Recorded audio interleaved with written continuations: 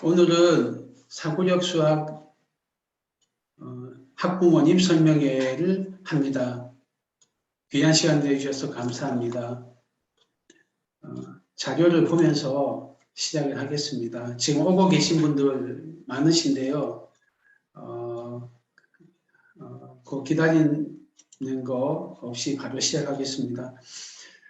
학생 이름하고 학년, 초1, 홍길동, 초2, 신사임당 이런 식으로 조금 적어 주십시오. 제가 그러면 설명할 때 초점 맞추는 데 도움 되고요. 그리고 이름이 낯이 있는 학생은 다음에 제가 도와드릴 때도 더 도움이 됩니다. 학생 이름, 학년 학생 이름으로 조금 바꿔주세요. 자, 시작하겠습니다. 사고력 센터 학부모님 설명회를 하는데요. 동영상 하나 보면서 하실게요. 잠깐만요. 이게 동영상을 볼 때 이 소고가 잠깐만요. 화면 공유. 죄송합니다. 이게 제가 이게 소기 공유하고 해야 되는데 잠깐만요. 소기 공유. 네. 자.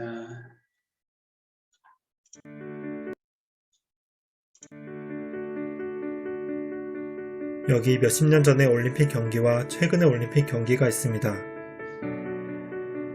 과거와 현재 선수들의 기량이 엄청나게 차이납니다.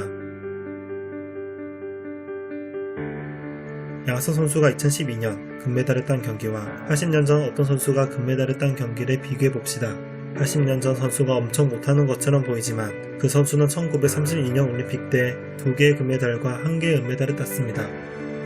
1908년 런던 올림픽 공중 2회전 기술이 남자 다이빙 경기에서 위험하다고 금지되었습니다. 지금 그 기술은 10살이면 할 수 있게 되었습니다. 이렇게 올림픽 기록이 발전한 이유는 무엇일까요? 현재 선수가 재능이 더 뛰어나서일까요? 단순히 더 노력해서일까요? 아닙니다. 수십 년 전의 선수들 또한 재능이 있다는 평가를 받은 세계적인 선수이며 4년 내내 노력한 선수입니다. 기록 발전의 핵심은 훈련 방법의 개선에 있습니다. 그리고 그 훈련을 견뎌낸 선수의 근성과 동작 하나하나를 분석하는 코치에 있습니다. 최근 심리학은 탁월함의 핵심은 노력도 재능도 아닌 딜리버레이트 프랙티스라는 의식적인 연습 방법에 있다고 꽤 확신합니다. 방금 영상을 보셨는데요. 이 영상에 몇 년 전에 출간됐던 책이 있어요. 1만 시간의 법칙이라든지 탁월함 그런 책을 요약한 책그림이라는 분이 작성한 유튜브 클립을 제가 일부 잘라서 했습니다. 그분한테 허락은 안 얻고 있어 이게 저작권 걸릴 것 같은데 그래요. 양해 구합니다. 그분께.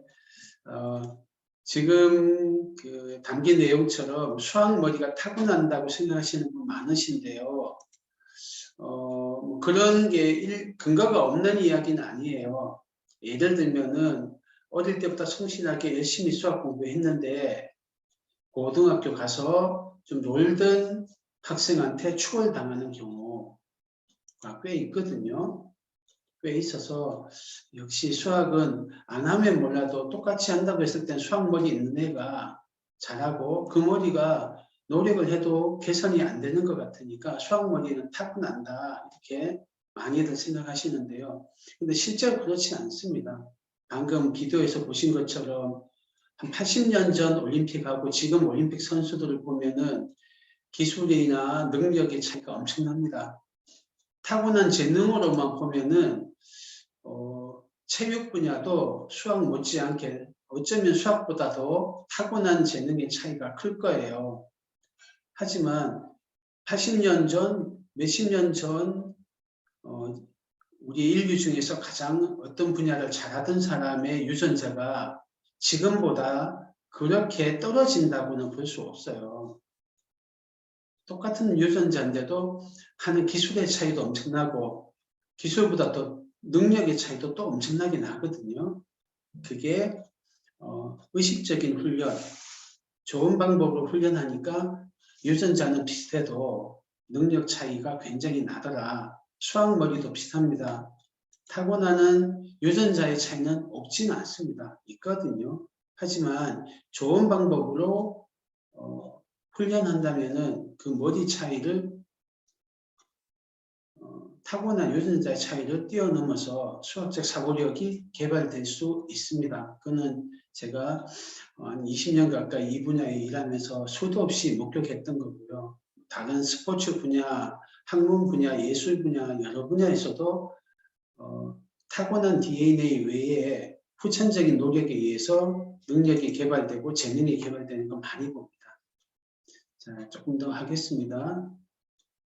잠깐만요. 이게 또 다시 공유해야 되네요. 죄송하지만 초3 홍길동, 초4 신사임당 이런 식으로 이름 바꾸기를 조금 해주십시오. 제가 여러분 학년 분포나 이름을 좀 알면은 도와드리기가 쉬워요. 초2가 제일 많네요. 초2, 초1, 초3 요 순서 같으네요. 알겠습니다. 초점을 그쪽에 맞춰서 하겠습니다.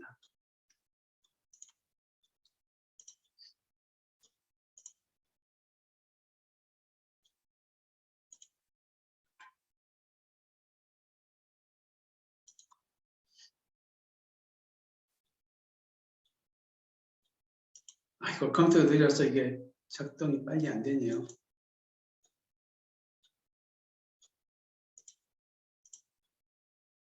안 될까나.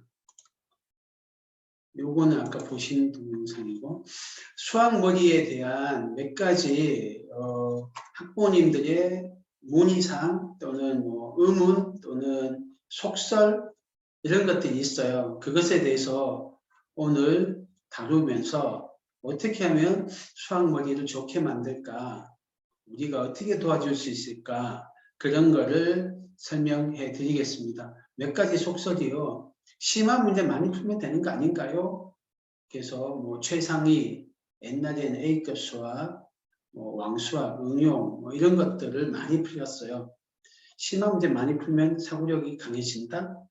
경시대 문제 많이 풀면 머리가 좋아진다. 또 아니면 선행학습을 하거나 독서를 통해서 배경지식을 쌓거나 그래서 지식이 많아지면 수학머리도 좋아지는 거 아닌가요? 이런 이야기도 많아요. 또 사고력이고 뭐고 다 필요 없어. 선행학습이 최고야. 선행학습 하려고 하다가 보면 고학년 거 머리 쓰고 낑낑거리고 이해하고 그거 풀려고 하다 보면 수학머리 저절로 좋아져. 이런 이야기도 있어요. 그래서 뭐 닥치고 선행이 요즘 또 한 축을 이루고 있어요. 또 어떤 분들은 100점 맞도록 꼼꼼하게 공부해야 수학머리가 좋아져. 그런 분도 계세요. 이런 거에 대해서 하나씩 다루어 보겠습니다.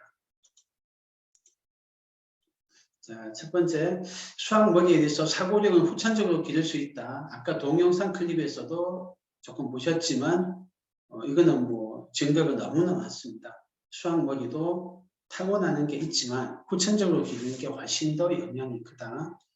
그 다음에 사고력에 영향을 미치는 요소가 정서적 측면, 태도적 측면, 능력적 측면, 지식적 측면 이렇게 나눌 수 있어요. 이건 뭐 제가 알아서 나눈 건데요. 조금 이제 세분화해서 나누면요. 정서적 측면은 애착관계, 부모와 자식의 애착관계 또는 신뢰관계라고 할 수 있습니다. 신뢰관계. 신뢰관계 아주 중요하고요. 그다음에 스트레스, 생각하는데 스트레스가 영향이 많거든요. 그다음 자율성, 생각하는 재미, 자신감, 안정감, 과제 집착력, 호기심 이런 것들이 수학머리를 구성해요. 보통 수학머리 하면 어려운 문제 잘 푸는 그런 것만 생각하시는데 그렇지는 않습니다. 그 외에도 태도적인 측면에서 가장 중요한 건 성장 마인드세트예요.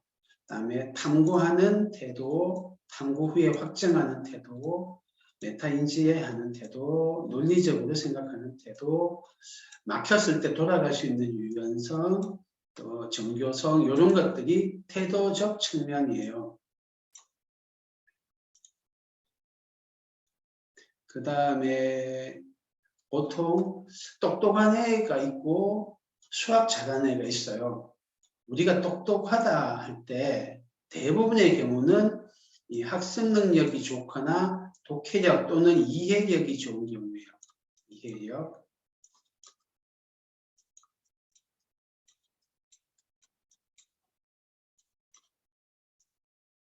그래서 이해력이 좋고 학습 능력이 좋은 학생이 있으면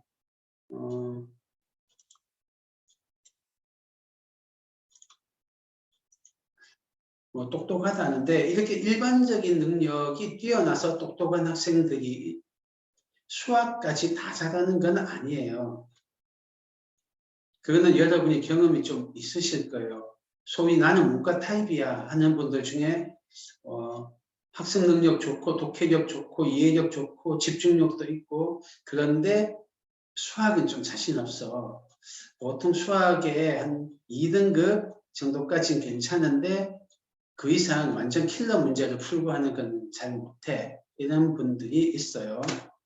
그 경우 일반 능력하고 수학적 사고력하고 괴리가 있는 경우예요. 이번에 문이과 통합에서 수능을 본 올해가 첫 기수거든요. 올해 문과 애들이 완전 양민학살을 당했어요. 애들 표현으로 양학이라고 하는데요.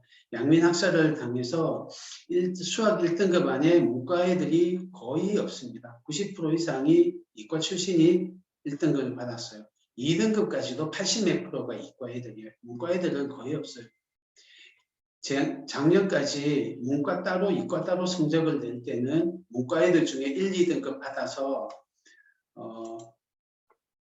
수능 최저 등급을 쉽게 맞출 수 있었던 애들이 이제는 3등급, 4등급 받아서 수능 최저 등급을 못 맞추는 비상사태가 지금 벌어져 있어요. 대학교에서 문과 쪽 대학교에서는 수능 최저 등급을 완화하느냐 마느냐 심각하게 고민하고 있습니다. 이 경우가 일반 능력하고 수학적 사고력이 괴리된 경우예요. 자, 그 다음에 우리가 수학머리라고 할 때 구성되는 것은 수학적 사고력, 순수한 수학적 사고력이 있습니다. 뭐 많습니다. 직관적 통찰력, 연산력, 공간지각력, 추론력, 유출력, 유창성, 교칙력, 뭐 의사소통 능력 여러 가지가 있습니다. 그 다음에 수학머리라고 하면은 이제 뭐 조금 안 맞을 것 같은데 지식적인 면도 있어요. 아이디어를 떠올리는 방법, 그다음에 막혔을 때 질문을 던져서 생각을 굴리는 방법, 또 낯설고 어려운 문제를 푸는 여러 가지 전략들 이런 것도 수학머리를 구성하는 게 됩니다. 이렇게 수학머리를 구성하는 게 여러 가지로 나누어지는데요. 이것을 이해하지 못하고 몇몇 가지만 보면은 마치 공부를 많이 하면은 수학 머리가 좋아지는 것처럼도 보인다고 하고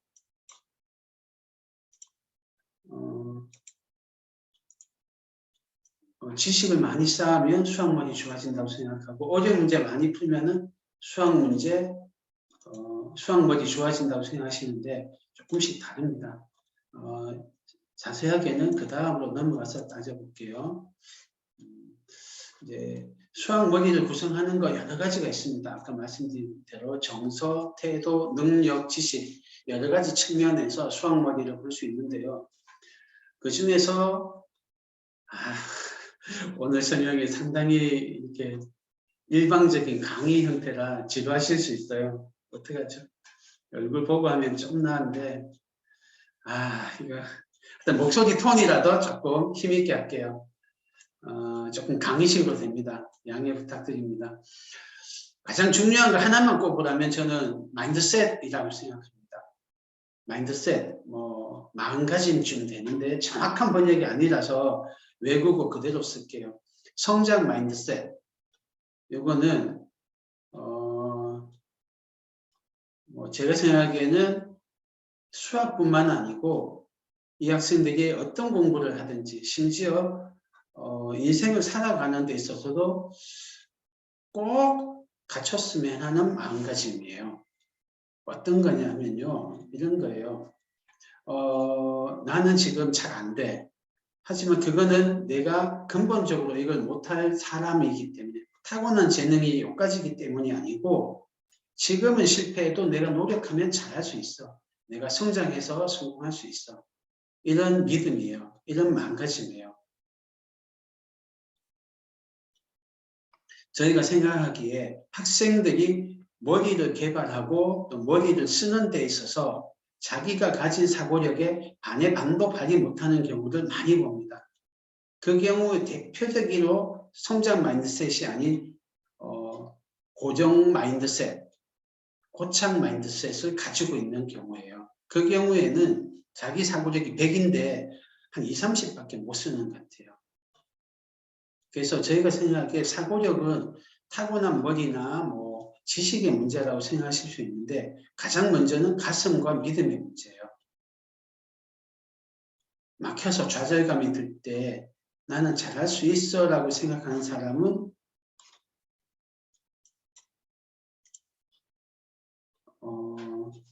계속 도전합니다. 그런데 내 머리는 여기까지야 라고 생각하면 포기해요. 그래서 성장 마인드셋을 조금만 더 보시면 캐롤 드웨익이라는 현재 스탠포드 대학 심리학 교수가 창안한 이론이에요. 그전에는 하버드 대학 심리학 교수였고요. 이분이 만든 이 이론인데 성장 마인드셋하고 사람의 마인드셋이 두 가지다. 픽스드 마인드셋 두 가지가 있는데 이 두 가지 마인드셋에 따라서 뭐 일을 대하는 태도나 공부를 대하는 태도 등 삶의 여러 가지 면에서 굉장한 차이를 낳더라. 학생들의 마음가짐을 바꿔주면은 능력도 성장하고 지식도 잘하고 일도 잘하고 뭐 공부도 잘하고 여러 가지를 잘할 수 있다는 이론이에요. 스포츠 분야에도 적용돼서 활발하게 이용되고요. 산업 분야에도 적용돼서 경영이나 이런 데도 많이 이용됩니다. 교육 분야에도 굉장히 많은 영향을 미치고 있어요. 지금 이 마인드셋 이론을 채택한 수학교육 교과서가 미국의 각 주에서 제가 알기로는 약 4분의 1가량 채택되고 있다고 알고 있어요. 그만큼 큰 영향을 미치고 있는 이론인데요. 조금만 말씀을 드리면 픽스드 마인드셋은 발음이 이루어지죠. 사람의 재능은 타고난 거야 라고 믿는 이론이에요. 그래서 탤런트 is inborn, 타고났다고. 탤런트라고, 재능이라고. 또 다른 반대편에 있는 성장 마인드셋은 ability는 개발 가능하다예요. ability예요. 인본이 타고났다, 개발 가능하다. 이 차이의 믿음에 따라서 얼마나 달라지느냐면요. 예를 들면 어려운 문제에 부딪히면 픽스드 마인드셋은 도전을 두려워하고 회피해요. 왜냐하면 도전했다가 실패하면 내가 육두품인 게, 내가 천민 출신인 게, 내 재능이 형편없는 게 들통나니까 부끄러워서 그래요. 하지만 성장 마인드셋인 경우는 도전을 즐깁니다. 도전해서 실패해도 다시 일어서서 성공하면 크나큰 성취감이 있는 걸 알기 때문이에요. 픽스드 마인드셋은 실패하면 쉽게 포기해요.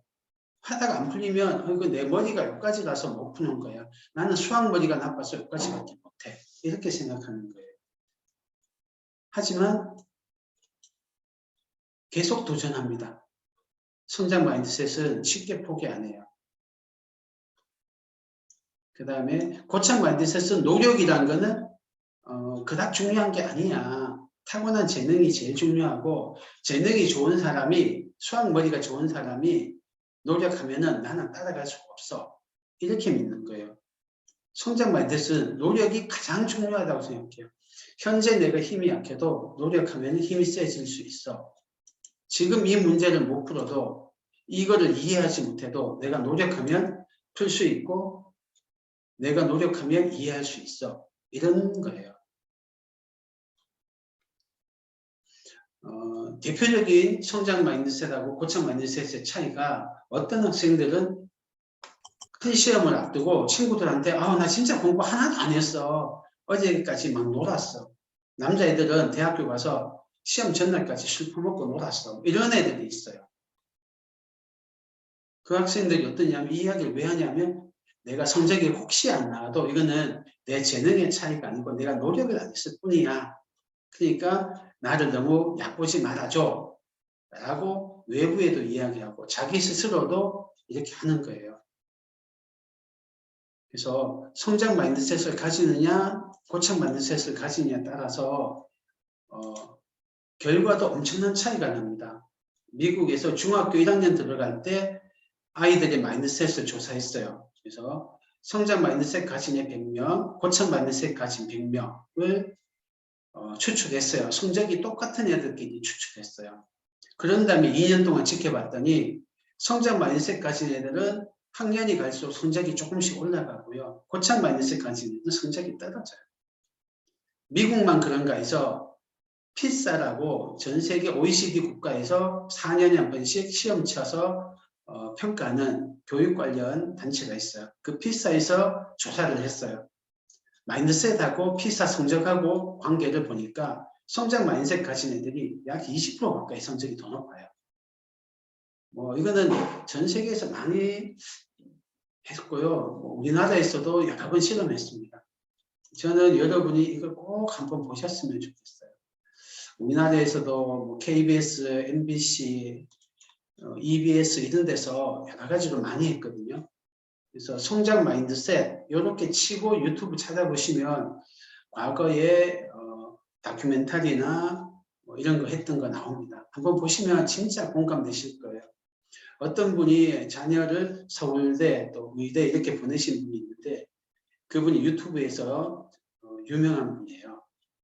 노을커피라고 하는 분인데 그 노을커피라는 유튜버가 자기 자녀를 키울 때 자기가 생각해 가장 중요한 걸 딱 한 개만 꼽으라면 학생들에게 성장 마인드셋, 자기 자녀에게 성장 마인드셋 갖도록 해준 거라고 해요. 어떻게 갖게 했는지는 이따가 말씀을 드리겠습니다. 그만큼 중요합니다. 자, 그럼 성장 마인드셋, 사고력을 어떻게 키워주느냐. 정서, 태도, 능력, 지식 이 분야에 대해서 설명을 조금 드릴게요. 이걸 보시고 나면은 머리가 타고났다는 등 공부 많이 하면 머리 좋아지는 거 아니냐는 등 어려운 문제 많이 풀면 머리 좋아지는 거 아니냐는 등 그런 이야기에 대해서 판단하실 수 있고 그리고 학생들이 사고력이 좋아지도록 하기 위해서 어떻게 도와줘야 되는지 인사이트를 얻으실 수 있을 겁니다. 자, 조금씩 하겠습니다. 이게 되게 글자가 다 나오나요? 다 나오나요? 다 나오나요? 예, 감사합니다. 대답해 주시고 하니까 도움이 되네요. 자,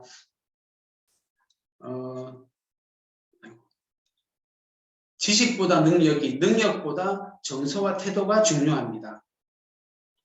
수학 지식과 문제 유형을 많이 아는 것은 생각하는 힘이 뛰어난 것만 못해요. 왜냐하면 많이 아는 학생은 새로운 문제 만나면 또 못 풀거든요. 하지만 생각하는 힘이 뛰어난 학생은 적게 아는 개념과 원리를 조금만 알아도 그것만 이용해서 새로운 문제를 풀 수 있거든요. 그러니까 문제를 많이 외우지 않아도 돼요. 그러니까 생각하는 힘이 큰 게 더 좋습니다. 하지만 제가 생각에는 생각하는 힘보다 더 중요한 것이 생각하기를 좋아하는 마음이라고 생각해요. 생각하기를 좋아하는 마음이 있으면 서로 지금 능력이 좀 약해도 자꾸 하다 보면 능력이 켜져요. 제가 지금 근육이 저 사람보다 적어요. 하지만 운동하는 걸 좋아해요. 헬스하는 걸 좋아해요. 김종국이라고 할게요. 저하고 이름이 비슷하네요. 김종국이에요, 제가. 김종국이라고 하고 운동을 너무 재밌어 하고 좋아해요. 그렇게 계속 하다 보면 근육이 커지잖아요. 근데 지금 근육이 있고 타고나기를 근육이 잘 붙는 체질인 사람이 있어요. 근데 그 사람은 운동하기를 싫어해요. 지금은 군대를 다니기 때문에 혼나지 않으려고 운동하는데 그래서 근육이 좋아요. 하지만 그런 상황이 빠지고 나면 운동 안 하잖아요. 그러면 역전되는 거예요. 좋아하는 게 제일 중요해요. 생각하기를 좋아하는 마음이 가장 중요합니다. 자, 그러면 문제를 많이 풀면, 어려운 문제를 많이 풀면 사고력이 길러진다고 믿고 문제를 많이 풀릴 수도 있어요. 하지만 싫은데 억지로 풀리면 지루해야죠. 못 견디고 도망갑니다. 억압이 없으면 안 해요. 억압이 있는 동안 하는 척은 하지만 전심전력을 다하지 않아요. 나중에는 진짜 생각하기 싫어할 수도 있어요. 군대에서 맞아가면서 운동했던 사람이 나중에 운동 싫어하는 거하고 비슷해지죠. 그래서 억지로는 시키지 마세요. 지금은 힘이 약해서 부모가 시키면, 학원에서 시키면 하는 수는 있어요. 하지만 전심전력을 다하지 않게 돼요. 그 다음에 결과에 집착하지 마세요. 이게 좋아하는 마음을 죽이는 대표적인 경우예요. 설문조사를 했더니 초등학교 2학년까지 학생은 학습 과정 자체를 좋아하는 학습 목표형, 과정형이라고 해요. 하지만 100점 못 맞으면 실망하고 틀리면 뭐라고 하는 엄친아 엄친딸 동원해서 쟤는 저렇게 하던데 라는 걸 겪으면서 점차 과정보다는 성과를 목표로 하는 수행 목표형 또는 결과형으로 바뀐다고 해요. 그래서 학습 목표형이냐 수행 목표형이냐, 여기 결과 목표형이죠. 그래서 생각하기를 싫어하는 학생 중에 많은 학생이 실제로는 머리가 아파서라기보다는 실패가 두려워서 생각하기를 포기하는 거예요. 생각해 보시면 바둑을 두거나 체스를 두거나 게임을 하거나 이럴 때 머리를 씁니다. 잘 안 풀리는 상황도 많나요? 하지만 걔들이 어렵다고 그걸 안 하나요? 그렇지 않잖아요. 어려워도 재밌다고 해요. 어려우니까 심지어는 재밌다고 해요. 너무 시시하면 그 게임 재미없다고 해요. 그러니까 생각하기가 어렵고 잘 안 풀린다고 해서 싫어하는 게 아니고요. 우리는 생각하고 어떤 걸 해결하고 성취하는 걸 좋아하게 돼 있어요. 어린애들은 대부분 저절로 좋아해요. 그런데 비교를 하고 결과를 가지고 피드백을 받고 하니까 싫어하게 되는 거예요. 아마 여러분 중에 자녀가 게임 중독이라서 게임을 너무 좋아해서 걱정인 분이 있다면 이렇게 한번 해보세요. 예, 옆집에는 뭐 예를 들면 스타크래프트 아니지, 요새는 마인크래프트 뭐까지 한다더라. 너는 이게 뭐야? 하루에 5시간씩 공부한다는데 너는 게임 한다는데 너는 뭐야? 하루에 30분밖에 게임 안 하고. 어제 7레벨까지 갔지. 오늘 8레벨 돌파해야 돼. 못하면 점수 매길 거야. 뭐 혼낼 거야. 이렇게 한번 해보세요. 게임을 싫어하게 될 거예요. 그래서 진짜 생각하기를 싫어한다기보다는 결과를 가지고 피드백을 자꾸 주고 비교하니까 생각하기를 두려워하게 되는 거예요. 그래서 과정에다가 집중하셔야 돼요. 그 다음에 쉬운 것부터, 잘할 수 있는 것부터, 재밌는 것부터, 생각하는 것을 갑자기 좋아하게 되지는 않아요. 이미 쌓인 역사가 있거든요. 그래서 우선 쉬운 것부터, 잘할 수 있는 것부터, 재밌는 것부터 혼자 힘으로 할 수 있게 해주세요. 저희 GTC 같은 경우 다른 사고력 프로그램과 아주 큰 차이가 있는 게 저희는 퍼즐 종류를 많이 도입했어요. 단 학원 프로그램이다. 그리고 그 퍼즐을 1번부터 100번까지 웬만하면 다 풀려요. 심지어는 2주, 3주 동안 그 퍼즐만 풀리는 수가 있어요. 왜 그렇게 하느냐. 그 퍼즐들이 구성이 어떻게 되냐면 처음에 좀 쉬운 것부터 되어 있어요. 근데 머리를 좀 쓰다가 보면 풀려요. 그 다음에 조금 더 어려운 거 되어 있어요. 좀 낑낑거리다 보면 풀려요. 그러면 성취감을 맛보거든요. 혼자 하면 잘할 수 있다는 자신감을 느끼거든요. 그렇게 작은 성취감을 맛보면서 점점점 생각하는 맛을 들여요. 그러다 보면 나중에 아주 어려운 저 뒤에 100번 문제가 상당히 어려워서 어른도 어려워하는 퍼즐을 1학년들이 풀어내요. 그 주제에 익숙해진 것도 있지만 한번 맛을 들이니까 어려워도 끈기 있게 매달리고 낑낑거리게 되는 거예요.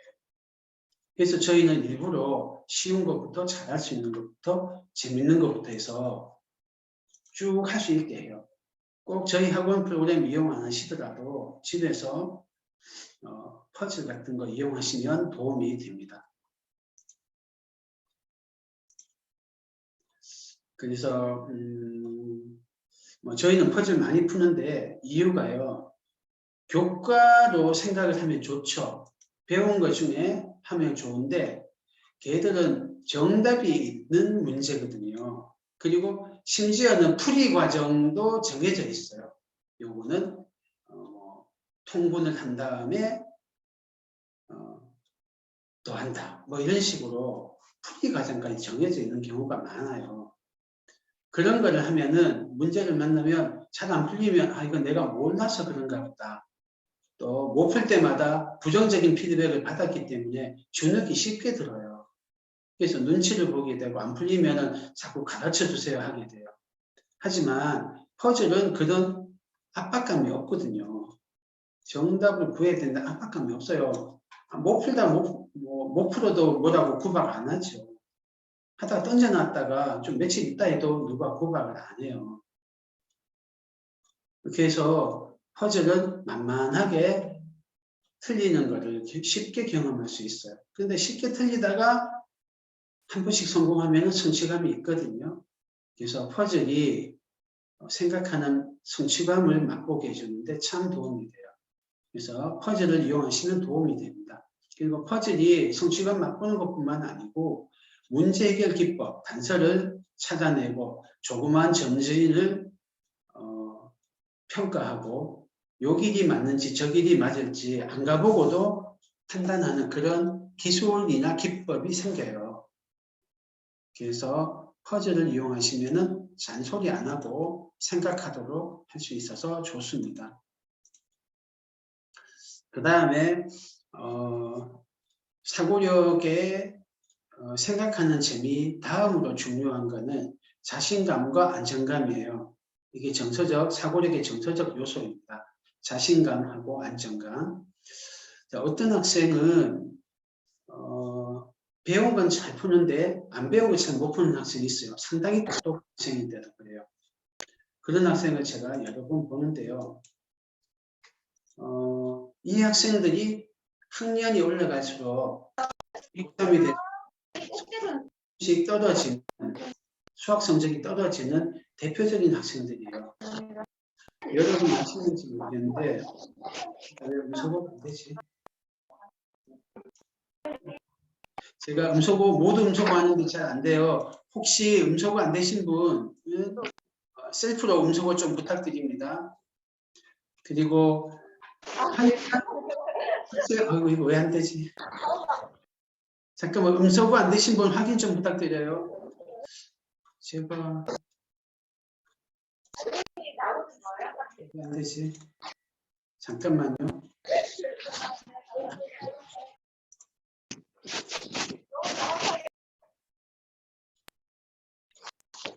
어느 분이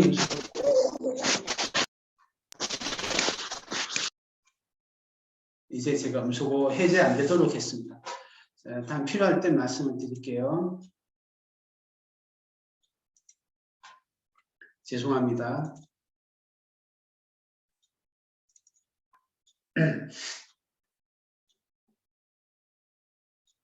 중학교 때까지 수학 100점 받고 전교권에 있던 학생이 고2, 고3 되면서 무너지는 경우가 꽤 있습니다. 그런 학생들이 어떤 학생들이냐면 암기형으로 공부한 경우예요. 어마어마한 노력으로 문제집에 있는 시험 범위 안에 있는 문제를 다 외우는 거예요. 그 학생들이 내신 시험을 잘 쳐요. 그 범위 안에서 나오니까. 하지만 수능으로 가서 어려운 문제 나오면 잘 못 풀고 고등학교 올라가서 도저히 다 암기하지 못할 정도로 문제가 변형돼서 다양하게 변형돼서 나오면 심지어 내신에서도 미끄러지기 시작해요. 이 학생들이 어떤 경우냐면 사고력을 안 기르고 문제기억력을 안 기른 경우예요. 그런데 이 학생들 대부분이 어떠냐면 제가 선생님 못 풀겠어요. 생각해봤는데 안 돼요 하는 애들을 발문 몇 가지를 해주고 간단하게 도와줘요. 힌트를 주는 게 아니고요. 구하는 게 뭐니? 주어진 게 뭐야? 주어진 거 다 써먹었니? 이 조건이 없으면 이 문제가 풀릴까? 숫자 몇 개 넣어서 한번 실험을 해봐. 간단한 경우에 되나 안 되나. 이런 식으로 발문을 해주면 푸는 경우가 많아요. 그러니까 배경 지식도 다 알고 있었고 충분히 자기 머리로 풀 수 있는 실행력도 있고 그런데 포기를 하고 그 아이디어 떠올리는 발상이 안 되는 경우인 거예요. 그 경우에 사고력이 부족해서 못 푸는 게 아니고요. 자신감이나 안정감이 없고 나는 잘할 수 없다 이런 생각이 있으니까 뇌를 멈춰버리는 거예요. 얘들이 어떻게 했냐면 그동안 평소에 어떻게 공부했냐면 가르쳐주는 풀이법을 배운 뒤에 비슷한 문제를 연습하는 방식으로 공부한 거예요. 그러다 보니까 자기가 충분한 사고력이 있어도 자신감을 잃고 자꾸 지식에 의존하게 돼요. 외운 거에 의존하게 돼요. 그래서 문제를 만나면 외운 머리에 데이터베이스가 있어요. 이 외운 문제를 쫙 검색해요. 똑똑하고 성실한 학생이니까 많은 데이터베이스가 들어있어요. 그리고 어느 정도 응용도 할 줄 알아요. 그러니까 그 변형된 문제까지 다 데이터베이스 검색을 해보고 딴 안 나와. 안 나오면 배워야 돼. 이렇게 돼 있는 거예요. 그거를 몇 년 동안 계속 했기 때문에 자기 머리에 데이터베이스에 없으면은 포기하는 거예요. 머리가 하얘지는 거예요. 시험 압박감이 클수록 더 머리가 하얘지는 거예요. 이 학생들이 평소에 이 자신감과 안정감을 쌓아야만 어려운 문제 만나도 풀 수 있는 거예요. 그래서 사고력을 발휘하는데 가장 큰 장애물, 타고난 머리가 아니고 심리적 장애가 있어서 자신감이 없고 틀리는 것에 대한 두려움이 있기 때문에 머리를 안 쓰게 되고 자꾸 외운 거에 의지하게 되는 거예요.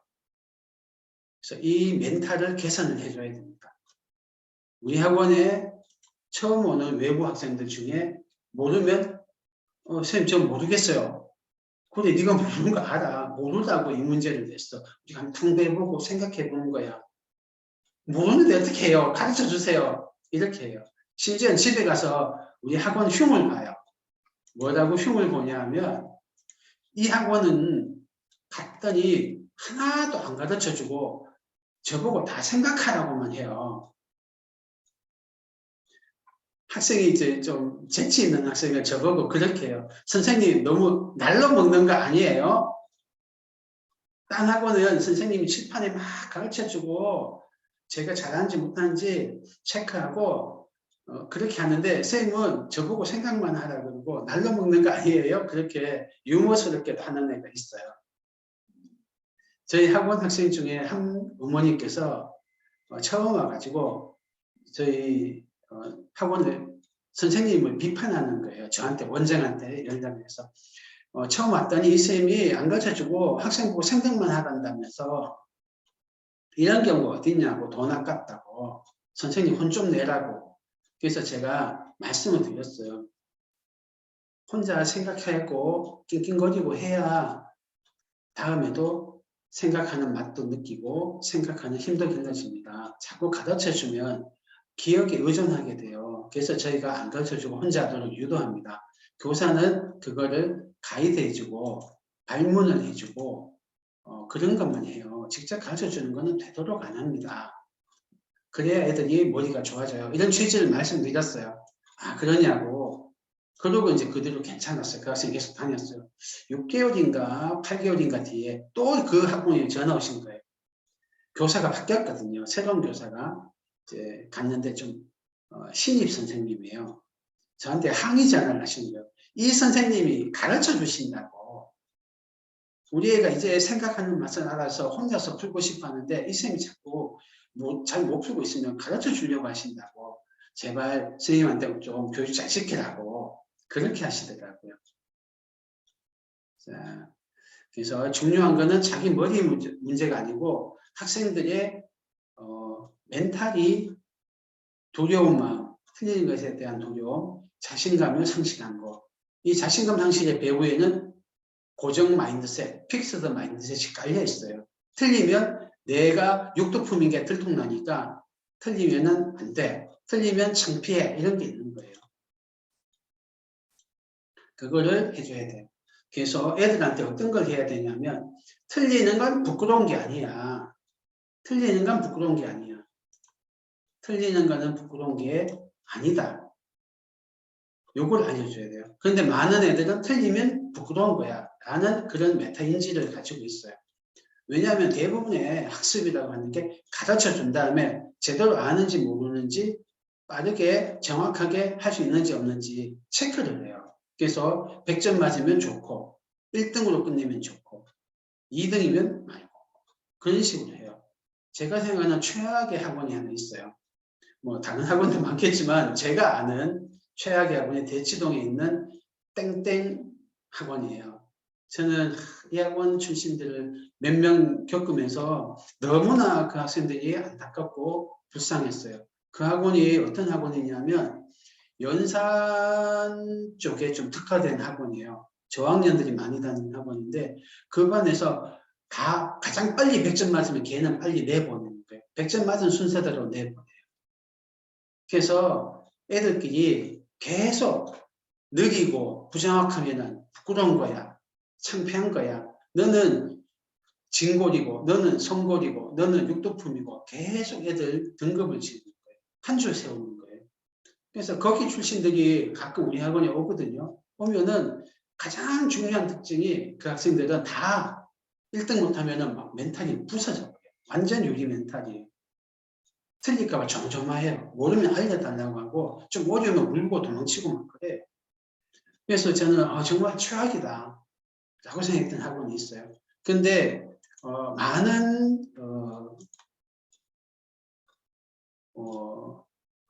많은 경우에 이거 비슷한 일을 합니다. 결과 중심으로 평가하고 한 줄 세우고 틀리면은 고장났다, 잘못됐다고 하고 뭐 연산학습지 대부분이 그렇죠.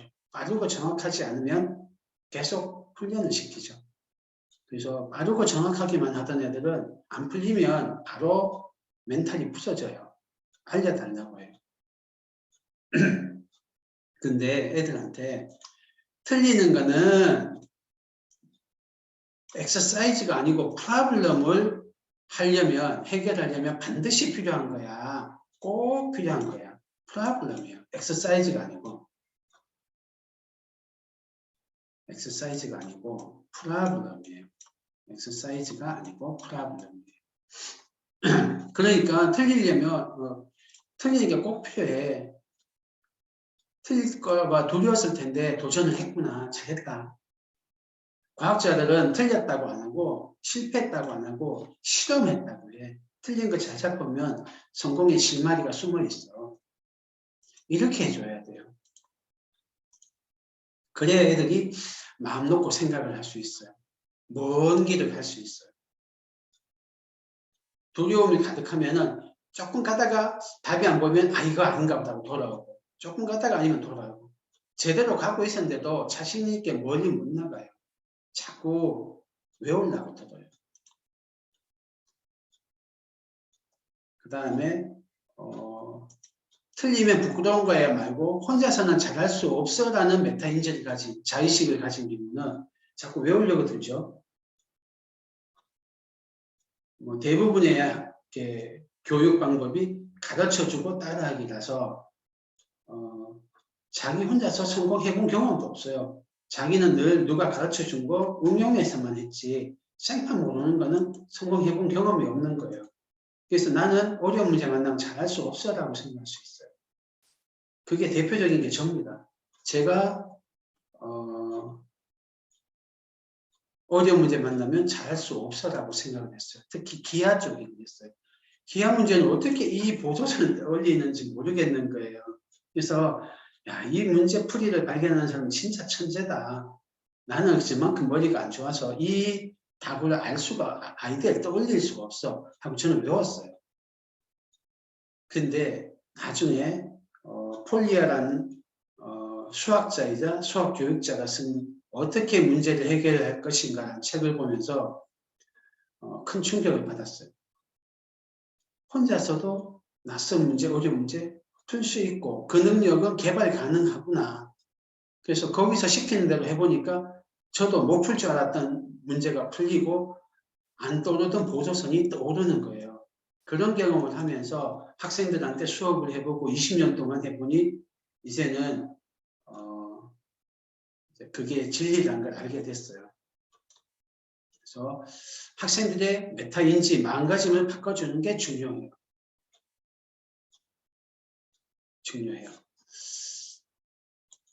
자, 그 다음에 너무 많이 도와주지 마세요. 그래서 암기에 의존하는 선행학습의 피해자들을 보면 선행학습의 피해자들을 제가 썼는데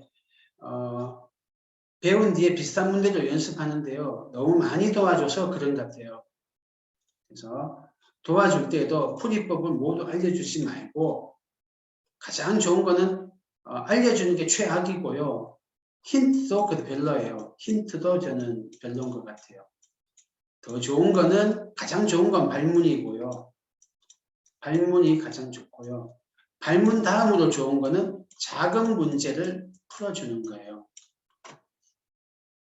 예를 들면은 n번째 뭐를 구하라 하면은 첫 번째, 두 번째, 세 번째 거를 같이 한번 풀어보는 거예요. 일종의 작은 실험을 해보는 거죠. 그러고 나면 n번째도 애들이 하더라고요. 그래서 가장 좋은 건 발문, 그 다음엔 작은 거를 풀어주는 거. 그래서 그렇게 해서 혼자 힘으로 할 수 있도록 도와주는 게 좋습니다. 그래서 폴리아라는 분이 제 사부예요. 제 사부가 여러 분이 있는데 그 중에 폴리아라는 분이 이런 말을 했어요. 문제를 해결하는 것은 순전히 머리로만 하는 일이라고 생각하는 것은 잘못이다. 결의와 감정이 중요한 역할을 한다. 낯선 문제를 해결하는데 실패는 필수적이며 이때 생기는 좌절감을 이겨내야 해결책을 발견할 수 있다. 학생이 해결책을 찾으려고 노력하는 과정에서 일어나는 갖가지 감정의 변화에 익숙해지지 못한다며 그의 수학교육은 가장 중요한 점에서 실패한 것이다. 저희 학원에서 이런 학생이 있었어요. 저하고 수업을 하는데 이 학생이 처음에는 모르면 바로 자빠지는 학생이에요. 몰라요 하고 학생이 어릴 때라서 1학년, 2학년 때라 막 돌아다니고 책상 밑에 숨고 쾅쾅 책상을 두들기고 그러던 학생이었어요. 그러던 학생이 뭐 우리 주제 중에 실패는 성공의 어머니 이런 주제가 있거든요. 그래서 애들한테 틀리는 건 부끄러운 게 아니야. 너도 혼자 힘으로 하다 보면 성공할 수 있어. 도전해봐. 뭐 그런 거를 유도하는 몇 주제를 거치고 난 다음에요. 어떤 이제 탐구를 하고 있는데 안 풀리는 거예요, 문제가. 낑낑거리더니 얘가 하더니 연필을 꽉 부러뜨리는 거예요. 그래서 제가 그 연필을 보관해뒀어요. 사진을 찍었어요. 그런 다음에 어머님한테 보내드렸어요. 별 말을 안 쓰고 보내드렸는데 어머님이 애를 혼을 내시는 거예요. 뭐야 버릇없이 안 풀린다고 참아야지 그거를 부러뜨리고 막 그렇게 버릇없이 했어 한 거예요. 근데 제가 좀 있다가 시차를 두고 문자를 드렸어요. 홍길동이라고 칠게요. 홍길동 학생이 어떤 문제가 안 풀려서 낑낑거리다가 그 부정적 감정, 좌절감, 답답한 마음, 안 풀릴 것 같은 절망감 이런 거를 견뎌내면서 도전을 했어요. 그렇게 견디다가 용을 쓰다가 연필을 부러뜨린 거예요. 이거는 포기했으면은 안 부러뜨렸을 건데 도전을 했기 때문에 그 감정을 이겨내려고 시도한 거예요. 지금 이게 바람직한 것까지는 아니지만 성장하고 있는 거예요. 그런 취지의 이제 문자를 드렸어요. 그랬더니 나중에 어머니께서 그 사진 보자마자 혼냈는데 그 다음 말을 보내준 글을 보고 애한테 미안하다고 하고 다시 칭찬을 해줬다고 해요. 그 뒤로 학생이 태도가 확실히 더 빨리 좋아졌어요. 그 뒤로는 제가 야 어렵지 좀 도와줄까 하면 싫어요 이렇게 끝까지 싫다고 하는 학생으로 변했어요. 이 학생이 타고난 머리가 완전 좋지는 않을 수 있어요. 하지만 저는 충분히 서울대도 가고 의대도 가고 수능 만점 받고 다 할 수 있다고 확실히 믿어요. 왜냐? 이 학생은 이 낯선 문제, 어려운 문제 풀다가 생기는 좌절감을 이겨내는 이 경험을 했고 이 기술을 하나씩 배웠거든요. 그래서 잘할 수 있다는 자신감과 자기에 대한 믿음, 자긍심이 생겼거든요. 생각하는 맛을 본 거거든요. 그래서 저는 그 학생이 잘할 거라고 믿고 있어요. 자, 그 다음에 생각하는 힘은 왜와 어떻게를 먹고 자란다. 애들이 야 머리 좀 써 이렇게 머리 써야지 머리가 좋아진대. 근데 모르겠어요. 안 풀린데 어떡하란 말이에요. 머리 아파요. 이렇게 해요. 우리 학원 애들 외부에서 온 애들이 그렇게 하고 학원 사고력 처음 하는 애들이 그렇게 많이 하거든요. 근데 모르겠어요. 머리 아파요. 라는 대답에 본 뜻이 뭐냐면은 이미 생각해본데 실패했어요. 그리고 더 이상 어떻게 해야 될지 모르겠어요. 이제는 그래서 자신감을 잃고 좌절하고 있어요. 이 좌절감을 표현하는 뜻이더라고요. 그래서 머리 쓰라고 자꾸 해봤자 애들이 생각이 안 떠오르는데 생각할 거 다 해봤는데 왜 자꾸 구박하세요. 그래서 반발하거든요. 이럴 때 제일 좋은 게 발문이에요. 발문. 그래서 호기심을 자극하고 머리를 굴릴 거리를 발문을 통해서 제공해 주면 좋아요. 저희 사고력이 어떻게 되어 있냐면 구성이 제일 앞부분 처음에 몇 개가 게임을 하거나 퍼즐을 풀거나 이야기를 들려주거나 그런 식으로 해서 호기심을 그 주제에 대한 호기심을 강하게 불러일으켜요. 그런 다음에 그 2, 3주에 걸치는 여행을 떠나도록 이끌고 가요. 그 호기심이 원동력이 돼요. 그래서 꼭 처음에 호기심을 불러일으키는 것을 가지고 시작하거든요. 그렇게 가다가도 중간중간 어려움을 만나면 처음에 공급한 호기심만으로 안 되니까 선생님이 노련하게 발문을 하시거나 호기심 불러일으키는 다른 활동을 하시거나 그렇게 해서 계속 탐험을 떠나도록 하는 거예요. 그래서 일단은 호기심이 중요해요. 그래서 애들한테 왜 어떻게 하면 좋을까? 이 질문을 던지셔야 돼요. 이렇게 하면은 공부가 어떻게 달라지냐면요. 보통 교과 수학하거나 흔한 경시학원 이런 데서는 쭉 가르쳐줘요.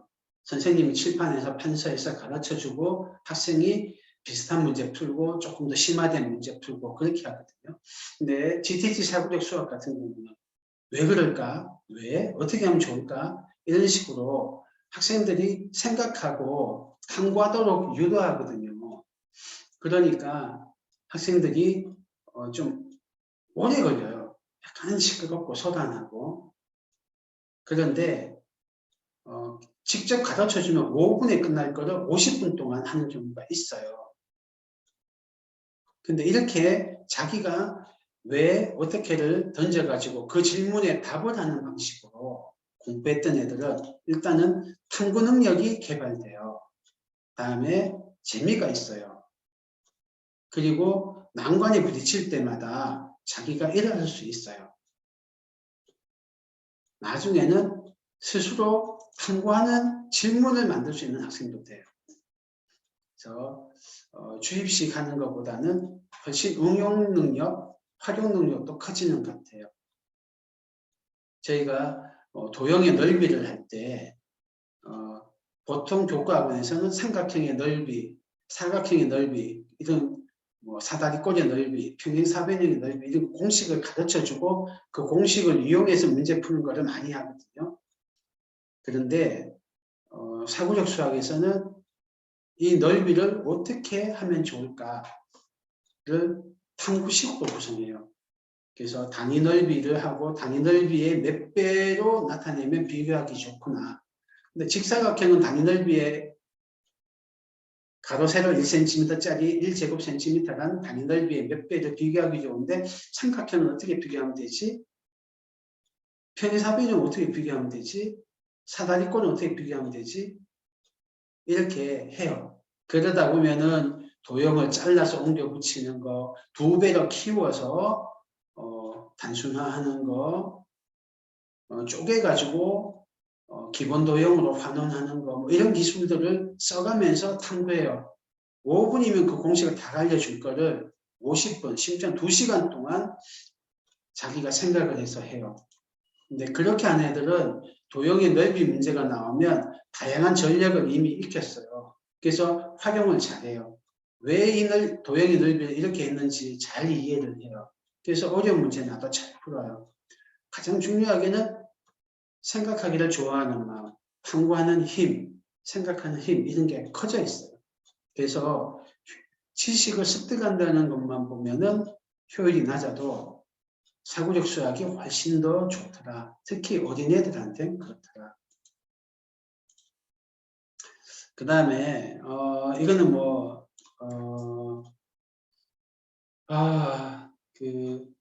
부모님이 또는 교사는 조금 다르겠는데 부모님이 해줄 수 있는 단 한 가지, 오직 한 가지 이것만 하셔야 되는 거가 칭찬이에요. 정확하게는 관심, 인정 이런 건데요. 단 하나만 하라면 이거예요. 여러분 범고래가 확 점프해서 쇼를 하잖아요. 온갖 쇼를 하거든요. 그걸 어떻게 가르칠까요? 1번 범고래를 채찍질해서 가르친다. 범고래는 몸무게 3톤이요. 이가 이만큼 있어요. 사람 말을 못 알아들어요. 채찍질해서 가르친다. 잔소리해서 가르친다. 범고래한테. 있을까요? 없겠죠. 세 번째, 조곤조곤 이야기해서 가르친다. 말을 알아듣긴 하겠어요. 범고래가 마음이 없을 때 범고래한테 어떤 행동을 하라고 권할 수가 없습니다. 옛날에 유명했던 책이 있어요. 칭찬은 고래도 춤추게 한다. 이런 책이 있는데요. 이 책에서 처음에 나오는 게 이런 게 있어요. 조련사가 범고래한테 뭐를 가르치고 범고래가 조련사한테 배워야 되는 게 아니다. 배워야 되는 사람은 조련사다. 그렇게 이야기해요. 몸무게 3톤짜리 날카로운 이빨을 가진 어마어마한 힘을 가진 범고래를 가르칠 수 있는 사람은 없다는 거예요. 오히려 조련사가 범고래를 잘 이해해야지 쇼를 할 수 있게 만들 수 있어요. 그래서 부모님도 똑같습니다. 우리 애가 연약하고 힘이 없으니까 내가 가르친다 생각하시기 쉬운데 가르치는 게 아니에요. 오히려 우리가 범고래에 대해서 배워야 돼요. 배워야 될 사람은 아이가 아니고 우리예요. 어른이 아이를 배워야 됩니다. 그래야 아이가 무언가를 할 수 있게 만들 수 있어요. 이때까지 잔소리만 가지고 내지는 비전, 네가 공부를 잘해야 잘 먹고 잘 살고 좋은 직업 가질 수 있어. 소위 비전 이런 거를 가지고 애를 움직였다 생각하시면 착각입니다. 그렇게 해서 아이들이 공부하는 건 진짜 전심전력으로 공부하지 않아요. 아이의 마음속에는 범고래가 있습니다. 우리가 잔소리로 좌지우지 못하는. 여러분이 시어머니가 잔소리해서 어떤 일을 하게 되나요? 하는 신용만 하죠. 그래서 범고래가 점프하게 만들 때 어떻게 할까요? 어떻게 할 것 같아요? 이렇게 한대요. 맨 처음에 물 밑에 범고래 지나다니는데 밧줄을 걸어 놓는데요. 그러다가 범고래가 우연히 밧줄 위로 지나가잖아요. 그러면 그때 범고래가 좋아하는 먹이를 준다거나 그렇게 해요. 그 다음에 밧줄을 조금 올려요. 또 조금 올려요. 그렇게 해서 범고래가 밧줄 위로 지나갈 때마다 안아주고 칭찬해주고 먹을 것도 주고 놀아도 주고 쓰다듬어 주고 막 그렇게 하는 거예요. 나중에는 밧줄을 물 위로 올려서 해요. 그때쯤 되면 범고래도 밧줄 위로 넘어갈 때 어떻게 된다는 걸 알아요. 나중에는 그것에서 기쁨을 느껴요.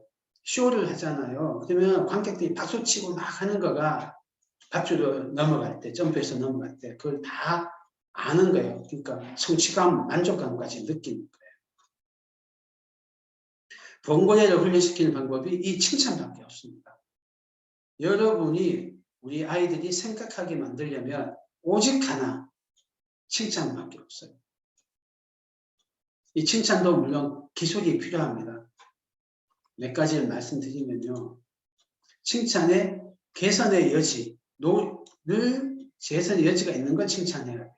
타고난 것, 재능이나 능력에 대한 칭찬은 들으면 기분은 좋죠. 하지만 불안해요. 내가 실패할 때도 있는데 나보다 더 잘하는 사람을 만나면 지는데 그래서 100점 맞았다고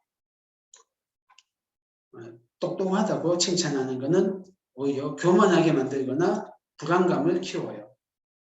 두 번째, 과정을 칭찬해야 돼요. 결과 칭찬은 안 되고. 결과는 자기가 관리할 수 없는 거기 때문에 그래요. 지금 잘했어요. 1등 했어요. 1등 했다고 칭찬을 하면 언젠가 더 센 애가 오면 1등 못할 수 있잖아요. 지금 맞았다고 칭찬을 해요. 그러면 더 어려운 문제 만나면 못 풀 수 있잖아요. 그래서 두려워해요. 옛날에 실험을 했어요. 이거는 그 캐롤 드웨 교수가 실험한 거를 우리나라에서 반복해서 실험을 했는데 애들한테 문제를 풀려요. 비슷한 애들이요. 똑같이 쉬운 문제를 풀렸어요. 그 다음에 조금 어려운 문제를 풀려요. 그런데 처음에 문제 맞았을 때 두 그룹으로 나눠요. 한 그룹한테는 아우 똑똑하다. 이거 어려운 문제인데 맞췄다니 정말 똑똑해. 이렇게 칭찬합니다. 한 그룹한테 이거 어려운 문제인데 포기 안 하고 끝까지 도전했구나. 그러니까 맞췄지. 이렇게 노력에 대해서 칭찬을 했어요. 그 다음에 어려운 문제를 주고 풀게 했어요. 둘 다 어려워서 잘 못 풀 정도로 아주 어려운 문제였어요. 하지만 성취도가 다른 거예요. 노력에 대해서 칭찬받은 애들은 예를 들면 평균이 한 80점이었어요. 그런데 똑똑하다고 칭찬받은 애들은 어려운 걸 만나니까 평균이 한 60점 정도 툭 떨어지는 거예요. 똑같은 집단이었고 성적도 똑같은 애들로 출발했는데 노력 칭찬, 결과 칭찬 하나에 따라서 그 다음 어려운 문제 시험을 쳤을 때 성적이 달라지는 거예요. 더 웃긴 건 뭐냐면요. 세 번째 실험을 했어요. 애들한테 문제를 고를 수 있게 했어요.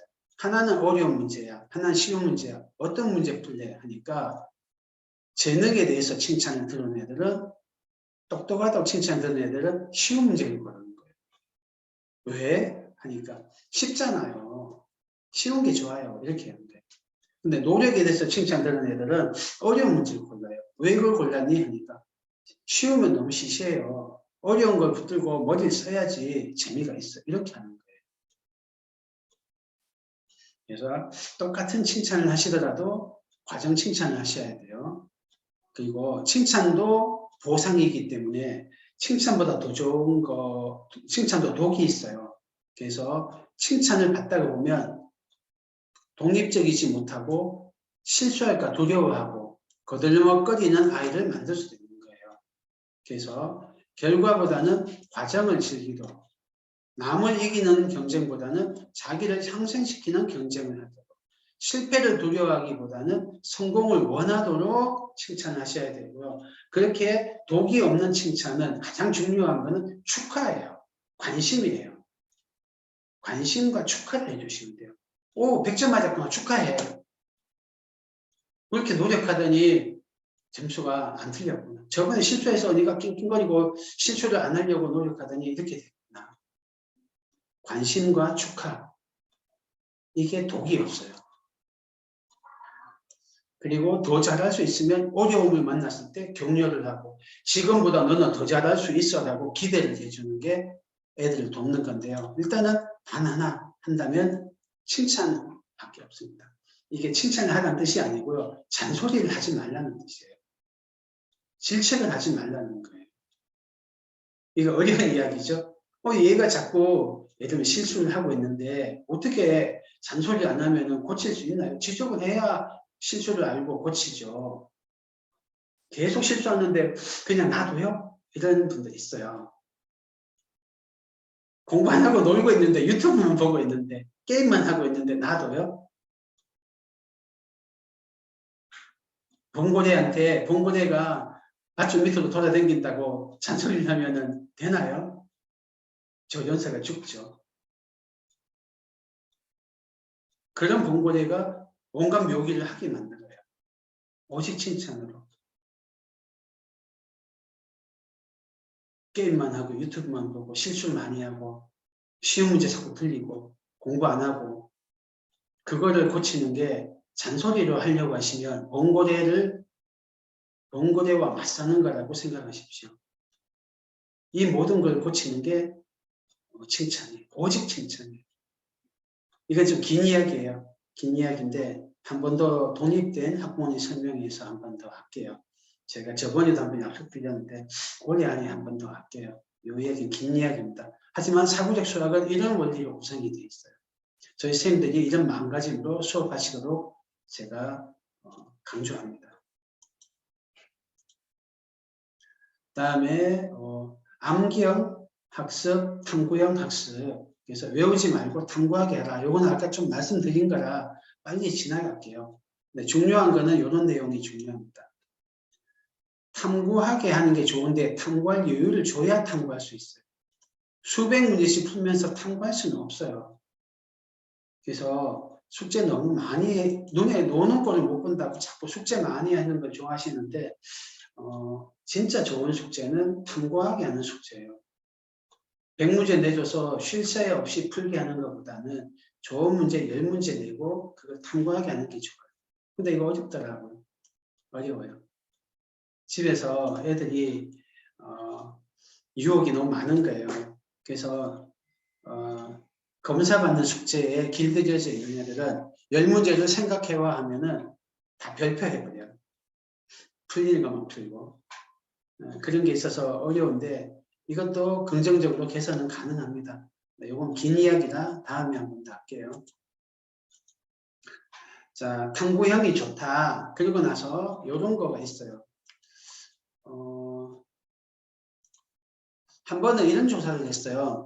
어떤 분이 한 1000몇 명한테 설문조사를 한 거예요. 서울대 출신 대학생들, 서울대, 연대, 고대 뭐 이렇게 해서 여러 대학의 학생들을 조사했는데 문제풀이 수, 자기가 혼자 학원 다니고 학교 다니고 말고 혼자 공부하면서 몇 문제를 풀었느냐를 조사했어요. 어느 학교 합격한 애들이 가장 많이 문제를 풀었냐면요. 연대고대 합격한 연고생이 가장 많이 풀었어요. 근데 서울대생은 오히려 문제수가 적어요. 이거는 제가 많이 봅니다. 영재고 합격생이나 영재교육원 합격생을 보면 문제풀이가 여러분이 생각하는 것보다는 오히려 적어요. 뭐 적게 푸는 건 아닌데 오히려 적어요. 그게 일리가 있는 거더라고요. 보통은 한 문제 풀고 곰곰이 생각하고 풀고 나서 그 다음에 확장을 해요. 대표적인 게 가지치기입니다. 가지치기 단거래요. 가지치기가 뭐냐면요. 더 좋은 방법은 없을까? 조건을 바꿔서 해보는 거예요. 삼각형일 때 풀었어요. 사각형일 때도 될까? 오각형일 때도 될까? 입체도형일 때도 될까? 이런 식으로요. 그다음 여기 배운 거를 다른데 적용하는 거 뭐 없나? 예를 들면 그래프를 이용해서 최대 최소를 풀었어요. 저번에 내가 다른 최대 최소 풀었는데 거기도 그래프 이용해서 풀 수 있나? 이런 거예요. 그거를 다른 말로 하면 반성이라고 하거든요. 폴리아, 저의 사부죠. 이분이 문제 해결력을 기르는데 가장 중요한 활동은 저는 어려운 문제를 많이 푸는 것 또는 낑낑거리고 혼자 힘으로 푸는 거라고 생각했어요. 그런데 문제 해결력을 기르는데 가장 중요한 거는 반성이라는 거예요. 그 뒤로 곰곰이 제가 생각해보고 실제로 학생들한테 시켜보니까 반성하는 학생이 가장 빨리 실력이 늘어요. 문제 해결력이 가장 빨리 좋아져요. 이건 수도 없이 많이 봤습니다.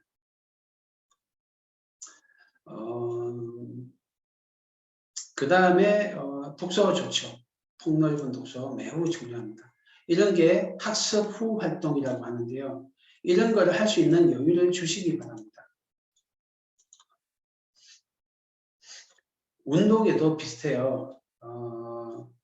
옛날에는 우리나라가 운동선수들한테 훈련을 굉장히 많이 시켰어요. 스파르타식으로. 그런데 점점 운동과학이 발달하면서 요즘은 프로 선수들한테 운동과 휴식을 적절히 섞어서 합니다. 운동도 과학적으로 체계적으로 시켜요. 그 이유가 그냥 무작정 무식하게 운동만 많이 하면 필요한 근육이나 필요한 능력이 길러지는 게 아니고 쓸데없는 부분도 같이 개발되고요. 그리고 부상이 많아져요.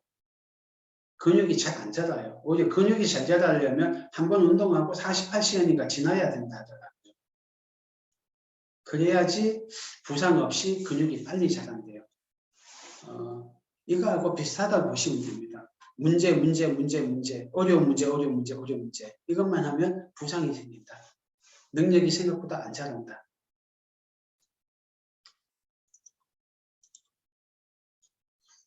그 다음에 사고력의 구성 요소 중에 세 번째, 정서적인 면, 태도적인 면이 했고요. 능력적인 면이 있는데 능력적인 면에서 가장 중요한 것 중에 하나는 일단 언어 능력 굉장히 중요합니다.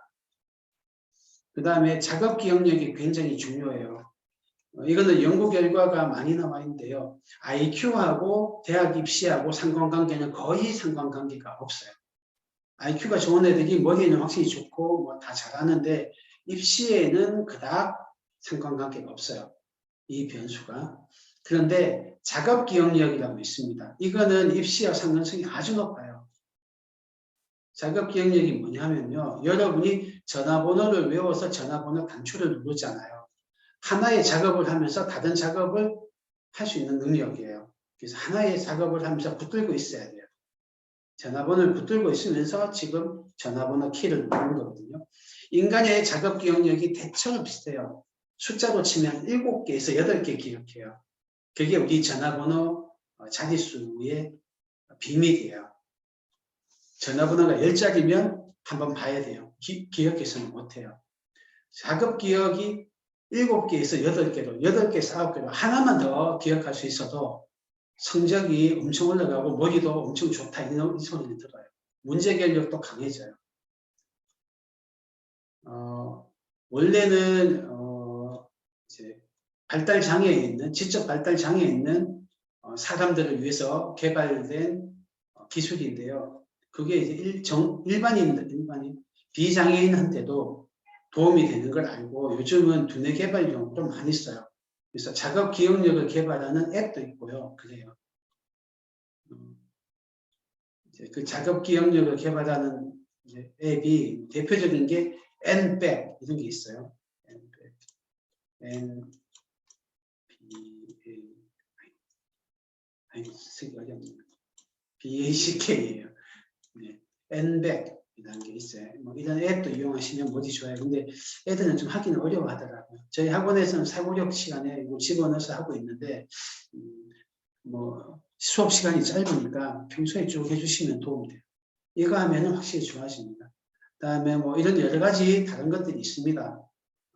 추론 능력, 유추 능력, 추리, 직관적 통찰력, 공간 지각력, 유창성, 뭐 이런 것들이 유연성 이런 것들이 있는데요.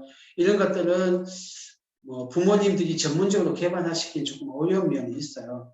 그래서 저희 사고력 수학 프로그램이 이런 것들을 감안해서 이런 능력을 개발하는 프로그램이 체계적으로 배치되어 있으니까 사고력 수학을 특히 GTG 사고력 수학을 이용하시면 좋아요.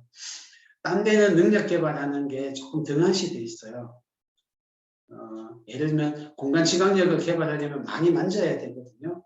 그래서 저희 같은 경우는 직접 교구를 만질 수 있는 시간을 많이 줍니다. 길 때는 3주 내내 교구를 가지고 막 조립하고 만들고 부수고 이렇게 해요. 근데 대부분의 사고력 수학학원은 GTG 같지 않고 2시간 수업에 끝나야 되니까 앞에 한 20-30분 맛보기 하다 넘어가 버려요.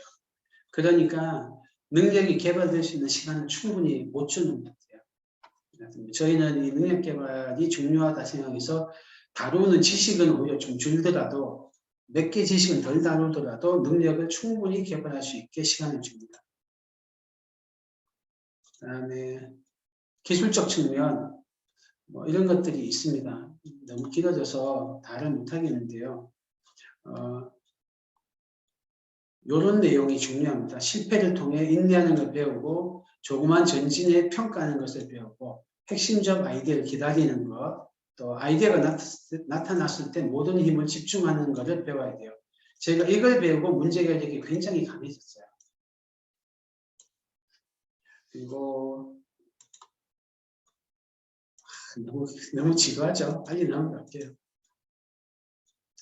그리고 부모님들이 하셔야 되는 대표적인 게 발달에 맞춰 직접 흥미를 자극해라. 이거는 뭐 부모님이 하시기 좀 어렵습니다. 왜냐하면 발달 단계를 아시기도 어렵고 또 거기에 맞게 지적인 도전을 제공할 만큼 알고 있는 소재도 별로 없으세요.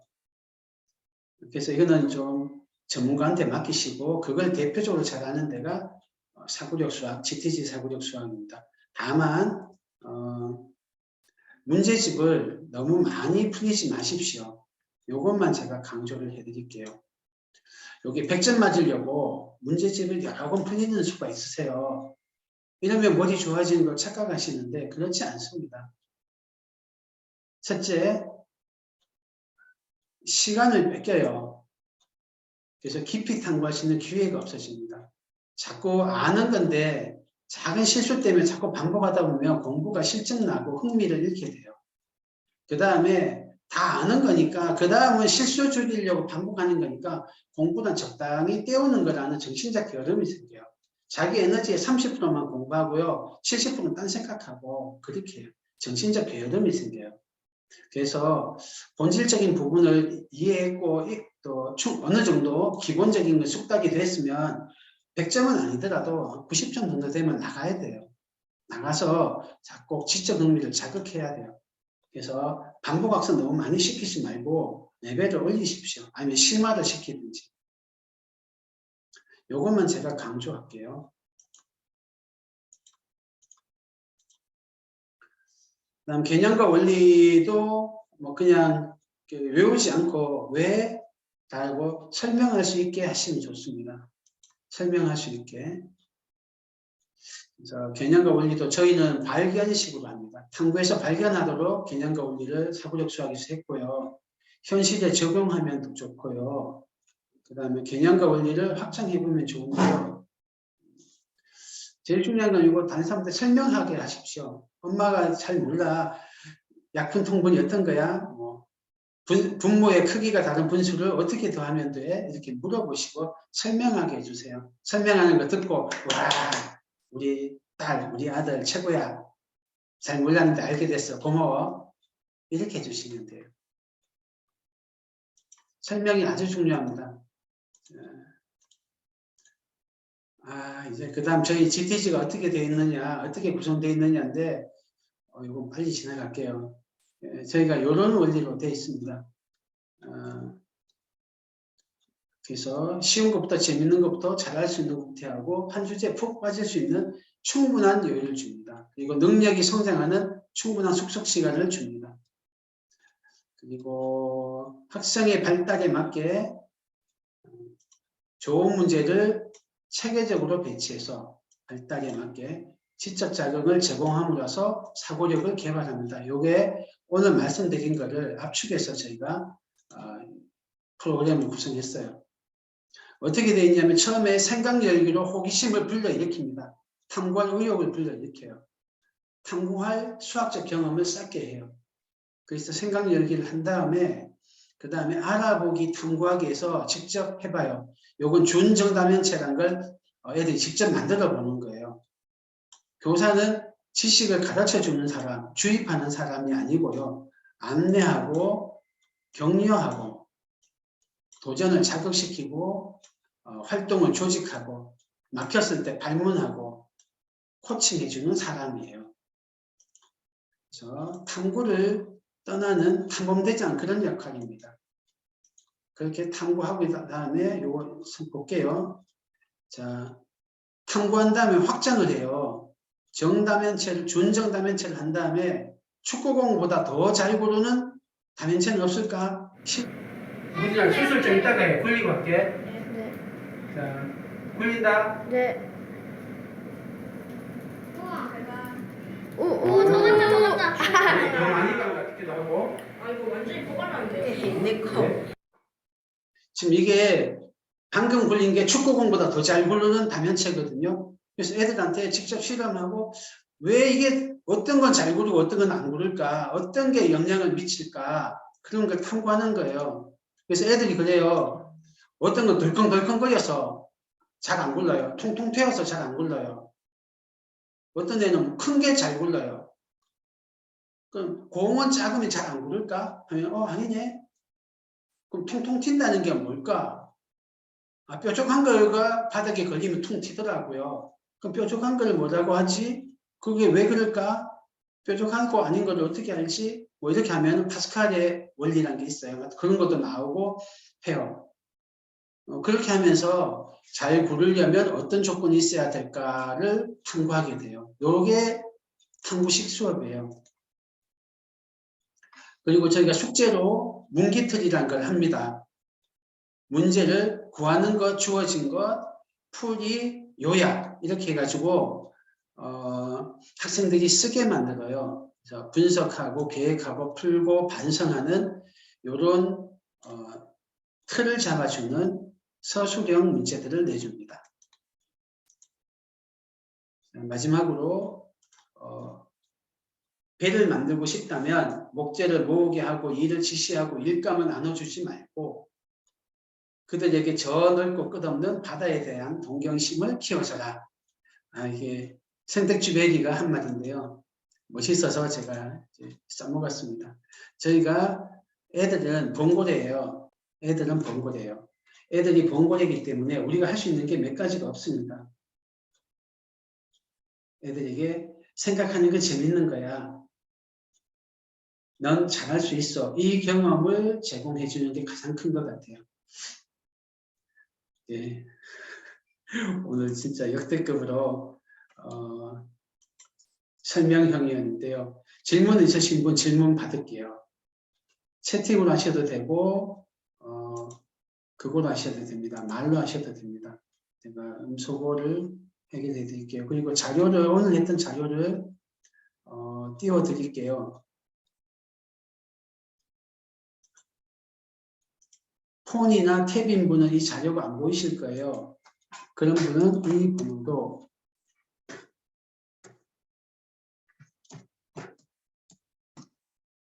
이 번호로 자료 달라고 요청하시면 되세요. 제 번호입니다. 아니면 학원 데스크로 전화하셔도 되고요. 자, 요 자료를 다운받으셔서 오늘 설명에 이용하시면 되고 필요하신 분은 질문을 하십시오. 너무 길어서 질문이 없으신가?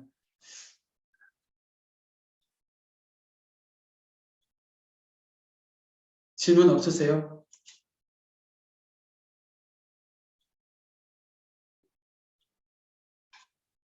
네.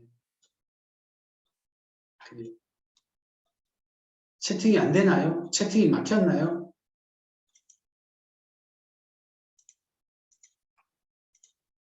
음성은 제가 해제해 드렸어요. 음성으로 질문하셔도 되고 채팅으로 질문하셔도 돼요. 채팅이 막혔나요? 되나요? 질문이 없으신 것도 같으네요. 그래요. 질문이 없으시면 여기서 마치겠습니다. 혹시 뒤에라도 궁금한 거 있으시면 학원으로 연락 주십시오.